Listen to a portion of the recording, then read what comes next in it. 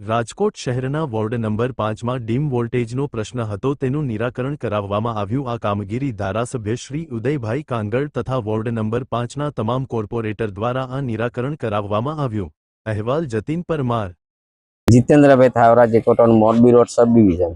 વિગતમાં એવું છે કે માનનીય શ્રી આપણે ઉદયભાઈ કાંગડ ધારાસભ્યના તાબાની સ્થળ જે તે 4 વોર્ડ નંબર 5 ના કોર્પોરેટરો સાથે અમને વારંવાર રજૂઆત કરતા અમને એ લોકો કે અમારો માણસો બહુ લો વોલ્ટેજનો પાવર હોય કે ભાઈ તમને અમારી આ તકલીફ છે, તો પછી અમે જે તે સંજયભાઈ છાવડા રાતના દિવસના ગમે ત્યારે અમને ફોન કરી રજૂઆત કરતા હતા। એ બદલ અમને ધ્યાનમાં રાખી બીજું એક ટીસી ઊભું કરી 3 ટીસીનો લોડ બેલેન્સ કરી બાયફર્ગેશન કરી જે તે ગ્રાહકોને સંતોષકારક પાવર અમે ચાલુ કરી।